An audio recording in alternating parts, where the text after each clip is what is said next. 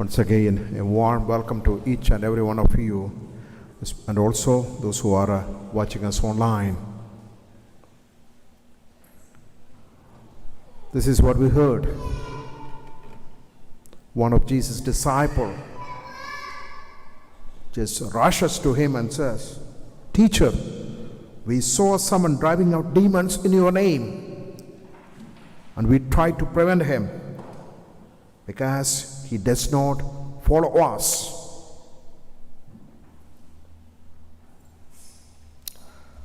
In some ways, this story is similar to a child who stalls on a sibling. So that one sibling does something that is permitted by the parent, but another sibling is jealous of it. And the result is that the jealous sibling snitches or stalls for a silly reason. I got two nieces. I have watched this happening all the time. So, Jesus' response, quite contrary to what we all think and imagine, even now in 2021, do not prevent him. Do not stop him. There is no one who performs a mighty deed in my name who can at the same time speak evil or ill of me. Words by Jesus.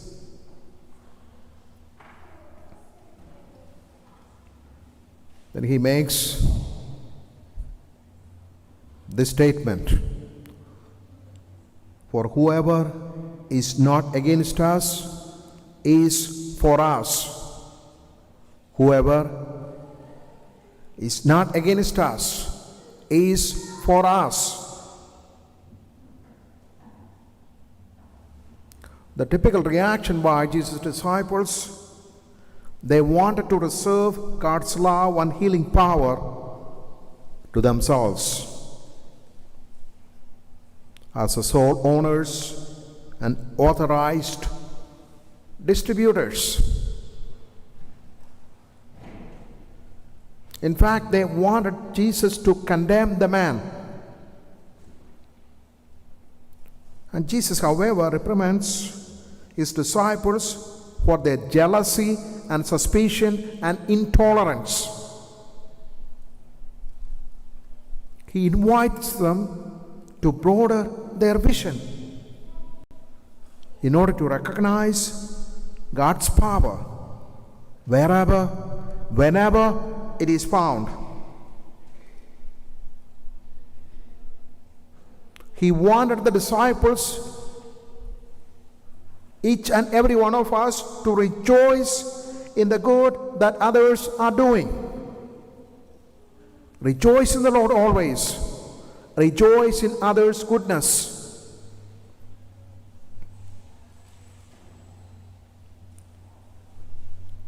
Jesus says again, where he gives a new principle for the apostles, for the disciples: anyone who is not against us is for us.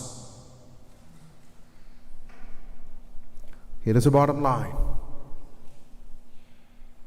God can and does use anyone to do his work. Unfortunately or fortunately, the church has no monopoly on God's work, truth, love, or power to heal and reconcile. The work of the kingdom is not confined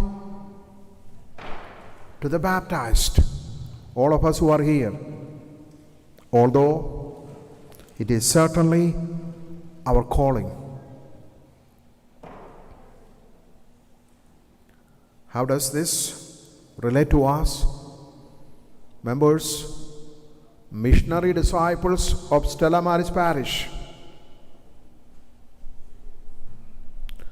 We live in a very complex, complicated world.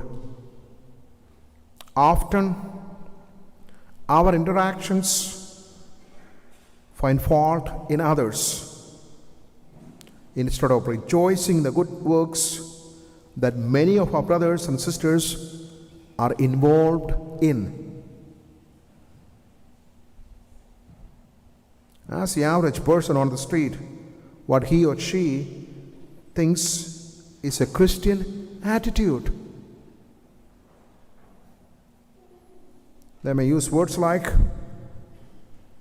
judgmental, narrow-minded, dogmatic, condemning. Last but not least, intolerant. The love Jesus commands must begin with each and every one of us. Christ is not served by rejecting ways to serve God that are different from our own, from my own. It is through mutual respect that we find common ground with others. We can discover strengths in different beliefs. Wherever we see God's work being done, we should give it our support and be ready to work together with those doing the work, whether they are Catholics, baptized, or non-baptized, or not, whether they are even believers or not. And as members of Stella Maris Parish community, we must be agents of reconciliation, of peace, love, and kindness.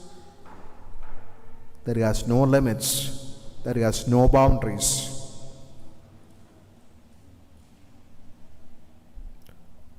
I do truly believe that which is the only way to move forward as one united Stella Maris Parish.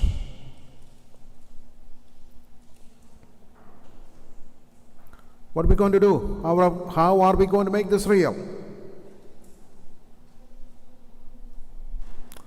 The term exclusive, it can be defined as a tendency to think that something is good only when I do it.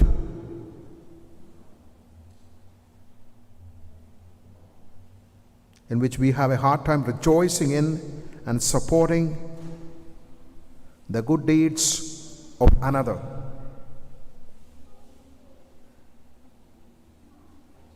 This is a dangerous but all too common struggle for many.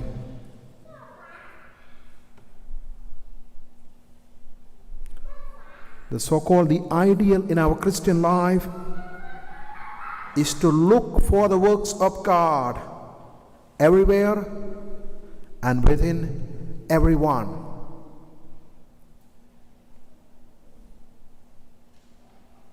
We should so deeply desire that the kingdom of God be built up that we are overjoyed whenever we witness such activity. Here is my simple, humble request to each and every one of us. I'm going to invite each and every one of us to have an attitude,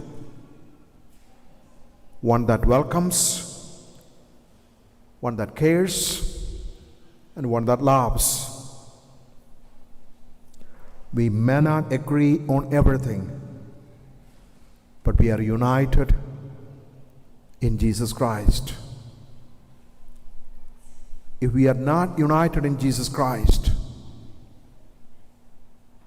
what's the point? God bless you all.